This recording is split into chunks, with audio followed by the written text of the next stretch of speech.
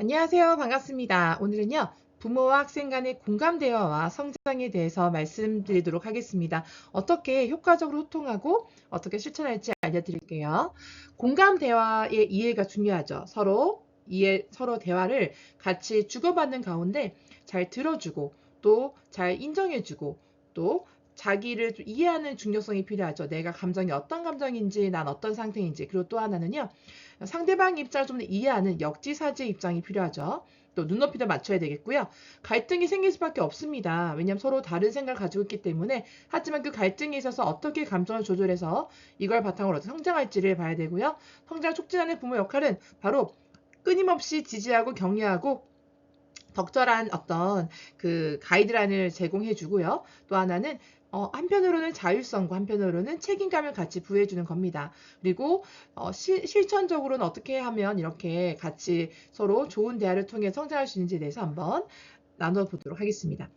일단 공감의 정의와 중요성이 있는데요. 공감은요, 상대방의 감정과 관점을 이해하고 수용하는 능력입니다. 신뢰의 관계 행성이 기반이고요. 서로를 믿어야 되겠죠. 의심하지 않는 겁니다. 그리고 또 하나는요, 상호 이해와 존중이 필요합니다. 언어에서도 중요한 보이는데요. 서로에 대한 언어가 존중하는 언어, 아름다운 언어, 또 조금 이쁜 말을 해야 되겠죠. 그래서 예를 들어 욕이라든지 또 비하는 말이라든지 상대방의 어떤 결점을 조금 더 부각해서 조금 깎아내리는 그런 말을 하는 것 조심해야 될 것 같습니다. 그래서 되도록이면 우리가 대화를 할 때도 상대를 존중하고 인정해주고 칭찬하는 말을 해야 되고요.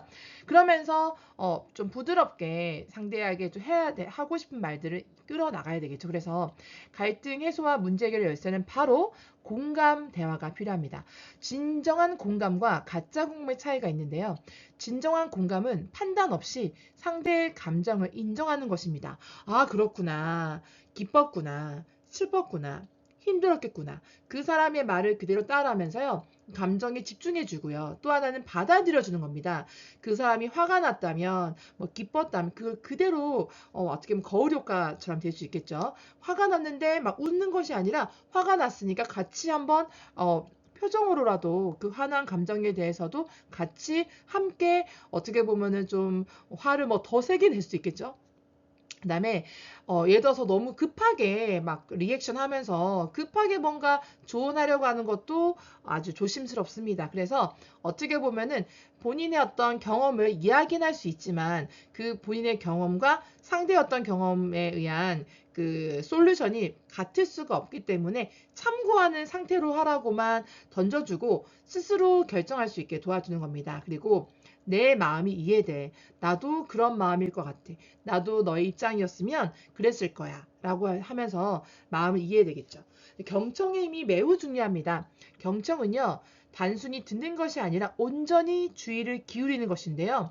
눈빛이며 그 사람의 어떤 그 행동이며 말투며 그리고 주변의 분위기, 주변에 뭐 누가 지나간다, 어떤 거 날아간다, 그거를 그냥 훅 돌아보고 한다면 말하는 사람 입장에선 이 사람이 나의 말에 집중하지 않고 있다는 마음이 들어서 신뢰가 떨어질 수 있기 때문에 최대한 온전히 주의를 기울이고 집중해서 그 얘기를 들어주고요. 되도록이면 휴대폰이나 다른 어떤 연락하는 것들을 최대한 아주 급한 연락이 아니고서는 일단은 집중하는 겁니다.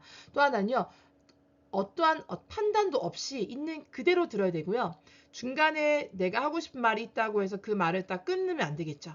그래서 일단 끝까지 듣고 그 사람의 이야기를 충분히 듣고 그 다음에 허락을 구하는 거죠. 아, 이제 내가 좀 얘기해도 괜찮을까요? 이렇게요. 그래서 그 말을 하고 상대의 말에 집중하고 이해를 확인하는 질문을 통해서 경청의 힘을 발휘한다. 그래서 상대방이 내 말을 정말 진심으로 들어주고 있구나. 그런 마음을 느끼게 되면요. 마음이 더 활짝 열리게 됩니다.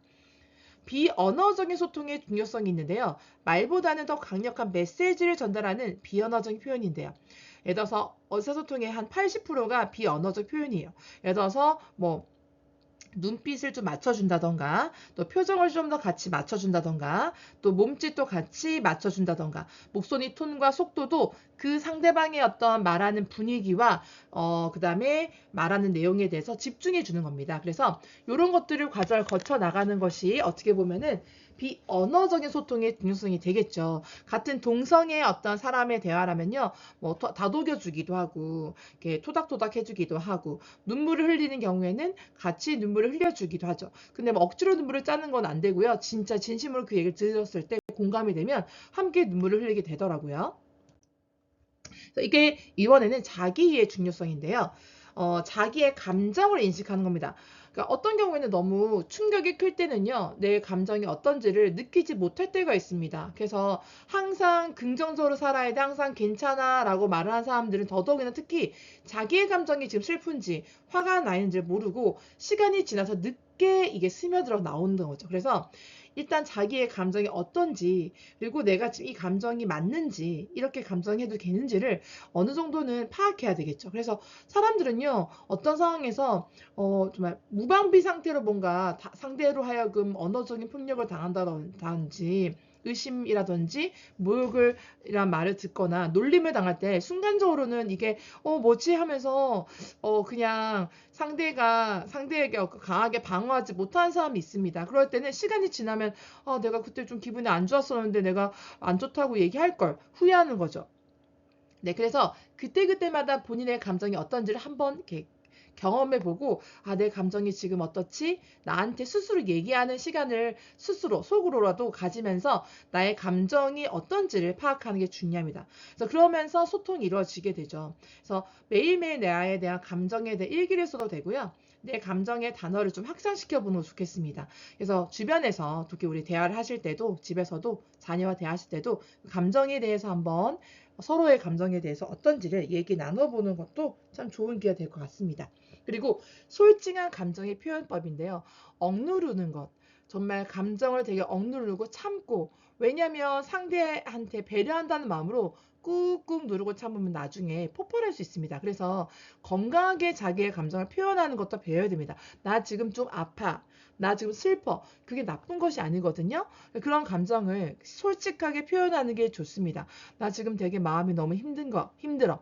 솔직히 좀 겉으로 이렇게 좀 다른 사람들한테 약해지는 모습을 보여주기 싫은 분들이 조금 이렇게 자기 아프거나 힘들거나 할 때도 좀 그 말을 잘 표현하지 못해요. 오히려 뭐 리더의 자리에 있다거나 다른 사람 앞에 서야 되는 사람들은 어떻게 보면 자기 리더십을 발휘하기 위해서 흔들리는 모습을 보여주지 않으려고 같은 사람이라 슬프고 힘들 수도 있지만 그런 모습을 안 보여주라거든요. 근데 때로는 리더도 눈물 흘릴 수 있고요. 때로는 리더도 뭔가 부족한 부분이 보여질 수 있어요. 그것이 오히려 다른 사람들로 하여금 인간적인 모습을 보여주기 때문에 더 신뢰할 수 있거든요. 그래서 일단 나의 감정을 건강하게 표현하는 게 중요합니다. 그렇다고 해서 너무 폭발해가지고 주변 사람들이 막 놀랄 정도로 하는 것은 아니고요. 그때그때마다 생기는 감정들을 정말 주변 사람들과 잘 소통하면서 표현이 될 것입니다. 그래서 나의 전달법을 활용하고 감정과 상황을 좀 분리해야 되는 거죠. 상황은 이렇고 감정은 이렇다. 그래서 나는 지금 어떤 상태이다는 것을 조금 더 파악하는 것이 좋겠습니다. 그래서 자기 성찰이 되게 중요하죠. 나를 돌아보고 내가 오늘 어땠는지, 어떤 마음이었는지, 이 일로 인해서 내가 어떤 상태로 가고 있는지, 정기적으로 나의 마음을 알아보는 내 내면의 어떤 모습을 들여다보는 게 필요합니다. 그래서 내 마음은 오늘 어떤지 뭐 짧은 시간 동안만이라도 명상하는 시간, 이 명상이란 눈을 감고 한번 나를 돌아보는 시간이죠. 그래서 나 스스로에게 괜찮아. 그래, 넌 수고 많았어. 그리고 토닥토닥토닥 자기 스스로를 조금 위로해 주는 거죠. 그리고 주변에서 부모님과 자녀 사이에서도 이렇게 서로의 마음을 조금 챙겨주고 또 괜찮은지 물어봐 주는 것도 필요한 것 같습니다. 그다음에 관계 개선의 효과인데요. 자기 이해는 타인과의 관계 개선을 이어집니다. 그러니까 내가 잘 이해하고 내 마음을 잘 이해하면요.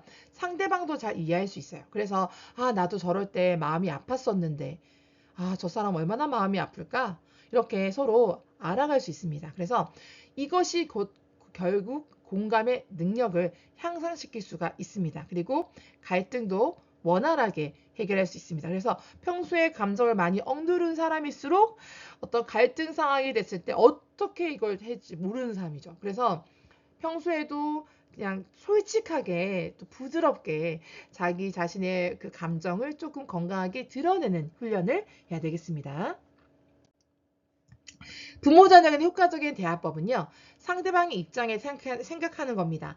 자녀의 관점에서 상황을 바라보는 노력이 필요한데요. 자녀의 발달 단계를 이해합니다. 지금 우리 아이가 어떤 단계여서 어느 정도까지 감정을 표현할 수 있을지. 특히 이제 사춘기가 되면, 특히 사춘기가 일찍 오는 친구도 있고 늦게 오는 친구도 있겠지만, 사춘기가 오게 되면 점점 더 아이들의 말수가 줄어들게 되고, 좀 더 뭔가 서운한 마음이 들 수 있잖아요. 그렇죠? 이럴 때일수록 훨씬 더 그 아이의 마음 상태와 그 환경들을 조금 더 들여다보면서 부담스럽지 않게 또는 편안하게 이렇게 아이의 상황을, 입장을 좀 고려해 주셨으면 좋겠습니다. 그래서 뭔가 그 개인적인 경험과 어떤 생각들로 인해서 미리 이랬을 거야 라고 판단해서 거기에 대해서 막 취조하듯이 뭔가 다그치듯이 뭔가 좀 잘못했다고 훈계하듯이 물어보는 것은 안 됩니다.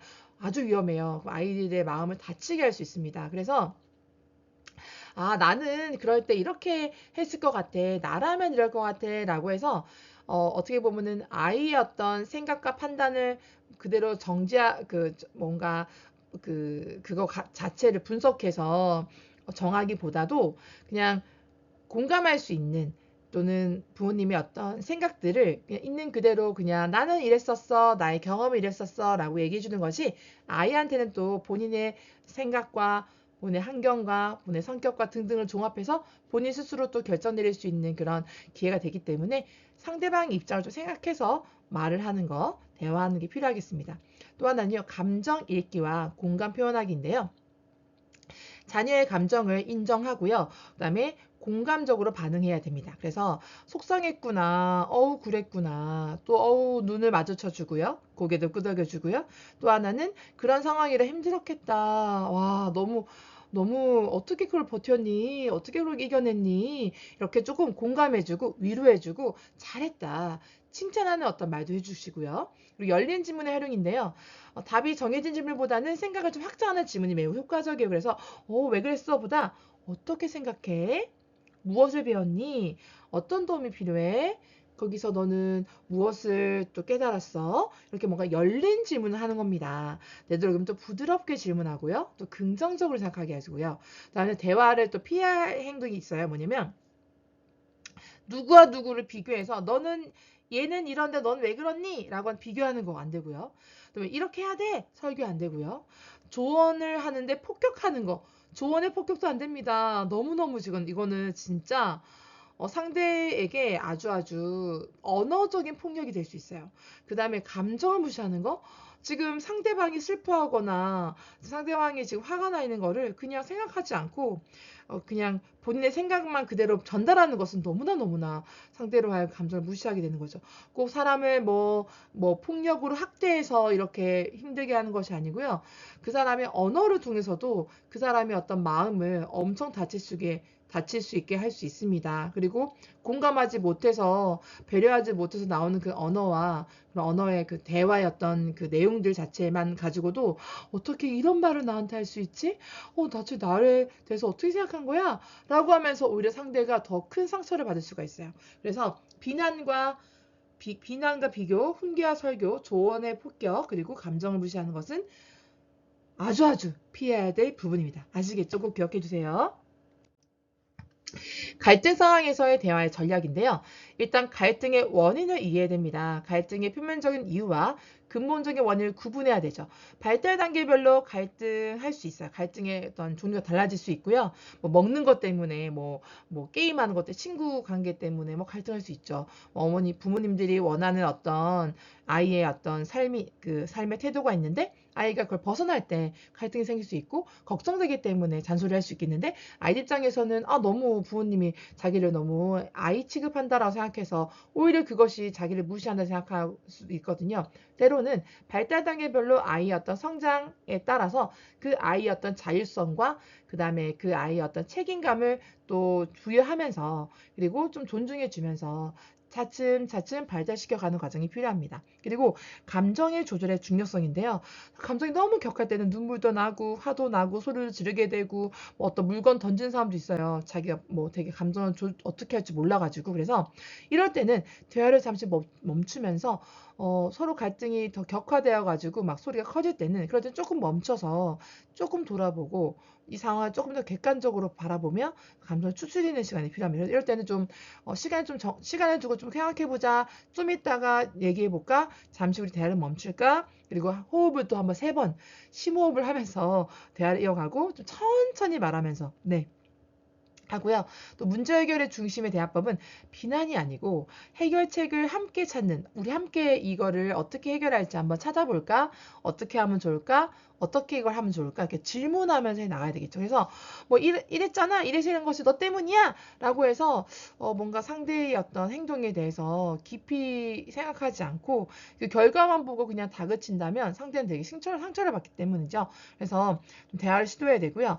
협동적인 문제 해결을 해야 되고 또 서로의 어떤 양측의 어떤 관계를 존중해야 되겠죠. 그 다음에 성장의 기회로 전환하는 것이 필요합니다.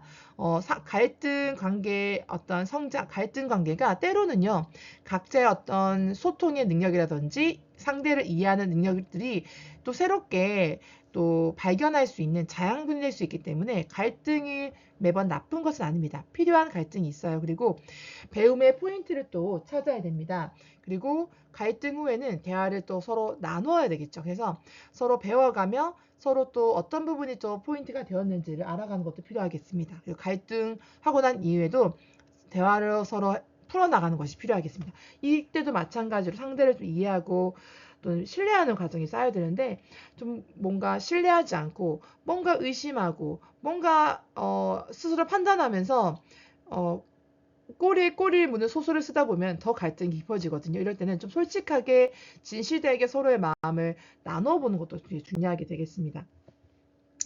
성장을 촉진하는 부모의 역할인데요. 일단 지지와 격려가 매우 중요합니다. 그럼에도 불구하고 긍정, 그리고 칭찬, 그리고 믿어주는 건데요. 자녀의 노력과 과정에 초점을 맞춘 칭찬입니다.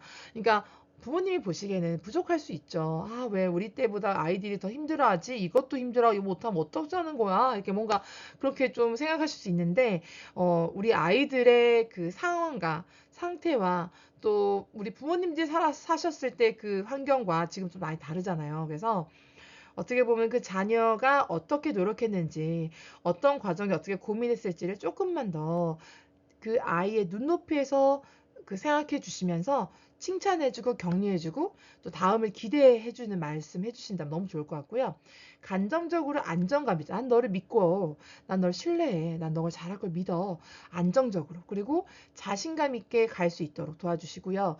작은 어떤 성취에도 너무너무 잘했다고 크게 칭찬해 주시면 아이들은 그것 때문에 성장해서 다음에 더 열심히 하고자 하는 동기부여가 되기 때문에 이런 격려와 대우가 필요합니다.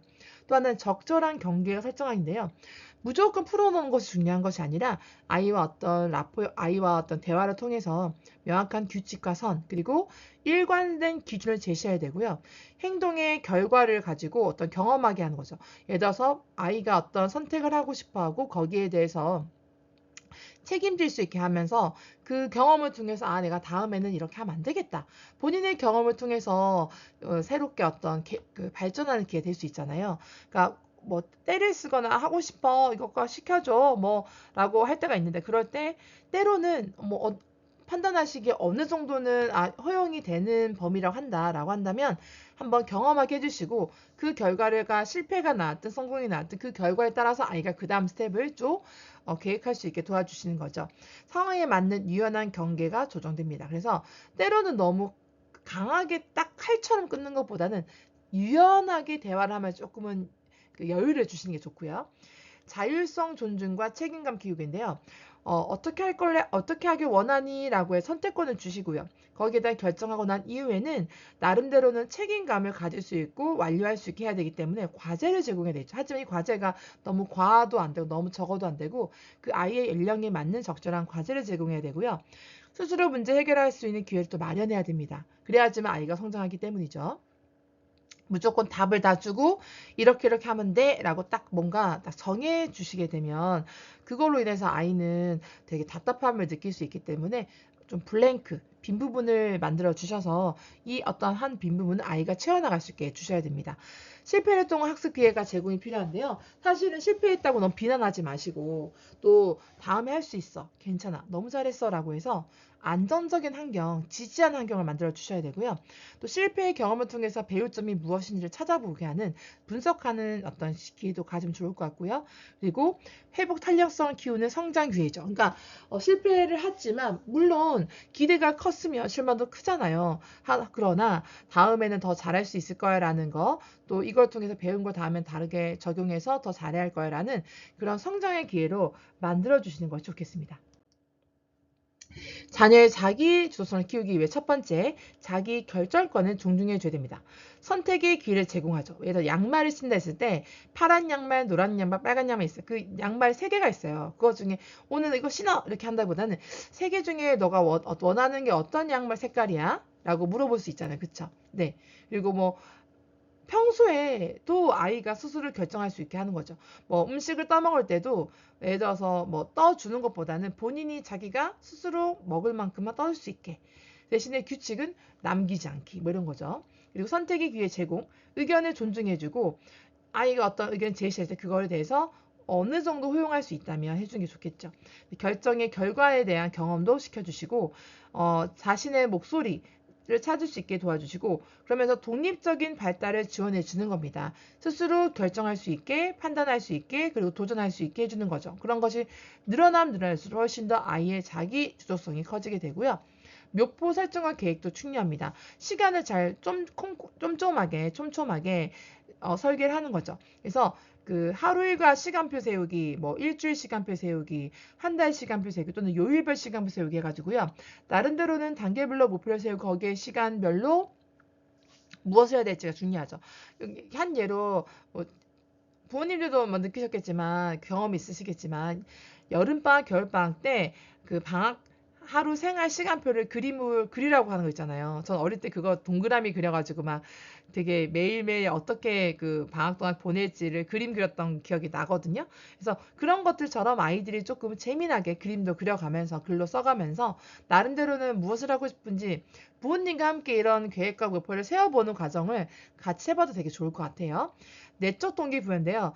호기심을 자극해야 되죠. 뭘 좋아하는지, 어디에 관심이 있는지, 그 관심 있는 부분을 조금 더 지원해주는 거. 그리고 대신에 외부 보상을 줄이는 거죠. 나름대로는 뭔가 하면 뭔가 할 수 있어라고 뭔가 초반에는 달콤한 어떤 선물을 줄 수 있겠지만 시간이 지나면 그게 조금 더 그 효과가 약해지거든요. 한두 번은 괜찮아도 그래서 스스로 자기 자신에게 보상해 줄 수 있는 과정을 간다면 스스로 동기부여를 끌어낼 수가 있을 거예요.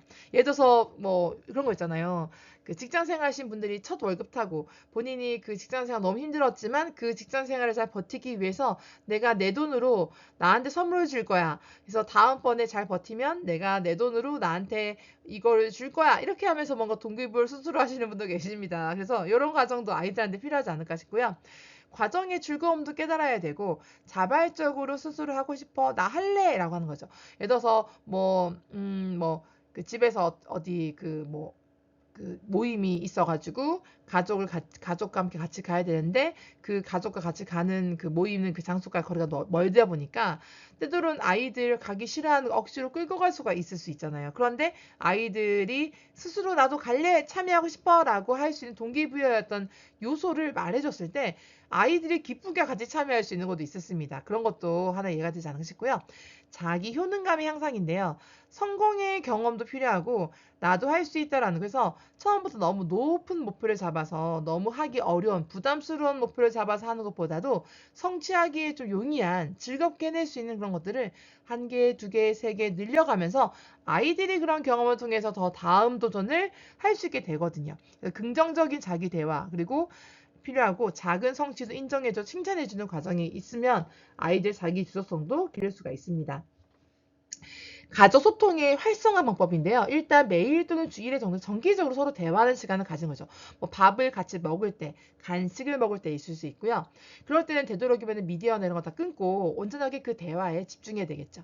매일 하루는 어땠어? 라는 질문 시작해가지고 거기에 대해 대화 나누고 서로서로 대화의 내용들을 이제 귀 기울여지는 시간이 되겠죠. 가정의 환경에 따라 다르겠지만 이렇게 정기적인 대화 시간이 필요할 것 같고요. 가족 활동을 통한 유대감성이 있죠. 서로 같이 취미, 뭐 운동도 하기도, 뭐 가족 산책도 있을 수 있고, 서로 같이 뭔가 프로젝트를 할 수 있고요. 뭐 공모전을 같이 만들어 본다던가, 또는 정통놀이도 할 수 있고, 뭐 그다음에 같이 뭐 만들기를 한다던가요. 디지털 뭐 요즘에는 책을 같이 출간하는 것도 괜찮아요. 가족이 같이 그렇죠. 어떤 주제를 가지고. 오디오북도 만들 수 있잖아요. 그쵸? 그다음에 디지털 기기 없는 시간 확보는 식사 시간에는 모두 기기를 치워서 이런 디지털 기기에 치우쳐가지고 대화가 상실되지 않도록요. 애들이 밥 먹어가면서 휴대폰 보고 밥 먹거든요. 그럼 대화가 안 되잖아요. 그쵸? 그리고 매일 한두 시간 디지털 디톡스라고 해서 이런 디지털 기기를 좀 쓰지 않는 거죠. 그리고 대면 소통이죠. 서로 직접 만나서 대화를 나누는 것이 필요합니다. 긍정적인 가정 문화 조성인데요. 서로의 감정과 의견을 존중해주죠. 그리고 실수를 비난하지 않아. 괜찮아. 다음에 잘하면 돼. 그죠? 그리고 유머와 웃음이 있어야 됩니다. 그래서 재미나게 즐겁게 서로를 조금 이렇게 감싸주고 보듬어주는 그런 따뜻한 분위기가 되면 좋을 것 같습니다. 예전에 어릴 때 저 때는 뭐 집에 밥을 먹을 때 그냥 모이는 거예요. 다 흩어져 있으니까 학교 가랴 밥부랴 뭐 그잖아요. 밥상에 딱 왔을 때 그때 뭐 아버지께서 막 잔소리를 하시기 시작하면 그때 밥상 머리에서 어떻게 보면 막 아주 아름다운 대화가 오고 되는 경우도 있지만 오고 가는 경우도 있지만 때로는 밥상 머리에서 막 싸우기도 하더라고요. 갈등이 일어나는 거죠. 그래서 그럴 때 이런 것들을 좀 피해야 되겠죠. 그래서 좀 온화한 자리에서 서로 존중해주고 칭찬 인정해준 가정 가운데 대화를 하면 좋겠습니다. 그래서 성장일지 작성 효과가 있어요. 자기 성장 기록을 하는 거죠. 내면 들여다보기, 나의 감정 어떤지, 나의 감정 변화 어떻게 되는지, 난 어떤 사람인지, 내 감정 어떻게 변화되고 있는지, 이럴 때 어땠는지. 생각 정리. 그리고 효과적인 작성법은요.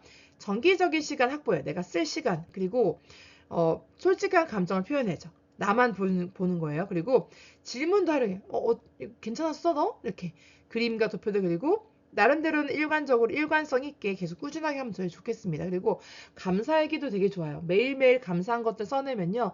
그것이 정말 회복이 돼서 아무리 힘들고 어려운 일이 있어 원망이 된다 하더라도 이 감사한 것들이 쌓이면요. 그것이 아무렇지 않게 느껴집니다. 그래서 스트레스도 감소시킬 수 있고 긍정적인 생각도 함양할 수 있고 행복감도 증가하고 관계도 개선될 수가 있어요. 네, 그리고 작은 행복도 발견합니다. 아, 이렇게 감사한데 내가 왜 그렇게 화냈었지? 라고 하는 거죠. 목표 달성의 과정입니다. 진행 상황을 확인하고요. 내가 지금 어떻게 가고 있는지, 그리고 잘 됐을 때 나는 어떠한 성취에 대한 보람을 느끼는지, 또 무엇이 지금 방해를 하고 있는지, 또 어떻게 지금 수정해야 될지, 그리고 그런 것들을 좀 시각적으로 표현하면서 따라가면 아주 그것만 따라가도 되게 좋을 것 같습니다. 그쵸? 그래서 요거는 참고로 가족과 함께 가계부 작성과 재정 교육도 좀 있으면 좋을 것 같아서 추가로 남겼는데요. 건강한 돈의 가치관 만들어내야죠. 돈의 가치와 의미에 대한 열린 대화를 하고 돈이 전부가 아니다는 균형 잡힌 생각. 그죠? 돈으로 다 해결할 수 없는 것도 있으니까요. 노력과 보상. 돈을 버는 것은 뭔가 노력에 의한 수입인 거죠. 그리고 용돈 관리와 저축 습관인데요. 정기적인 용돈을 지급해 주시고 그걸 모으고 또 그걸 다시 뭐 쓰고 이렇게 하겠죠. 그래서 어떻게 들어왔고 어떻게 썼고 나머지는 어떻게 내가 운용할 건지를 보는 거고요. 목표 저축을 통한 성취감 경험이 있습니다. 어느 정도는 내가 이렇게 모이겠다라는 성취감이 생기기 때문에 그거 바라보면서도 열심히 저축할 수 있고요. 함께하는 가계부 작성법인데요. 가족 회의로 예산도 세워서 우리가 같이 여행을 가기 위해서 뭐 돈을 모아볼까? 뭐 어떤 물건을 사기 위해 돈을 모아볼까? 같이 공동으로 이렇게 예산을 정리하는 것도 참 좋을 것 같고요. 경제 개념과 재정의 책임감이 되게 중요한 게 이런 모든 것들이 잘 돼야지만 그만큼 소비도 잘하고 생활도 잘 영위할 수 있기 때문에 이런 것이 필요하다고 할 수 있겠습니다. 결론입니다. 부모와 자녀 간의 공감에 대한 상호 이해와 성장의 핵심이죠. 그래서 진정한 경청과 감정 인식을 통해서 신뢰 관계를 구축할 수 있습니다. 일상에서 공감대화 시간을 정기적으로 마련하고요. 자녀의 자율성을 존중해 주시고요.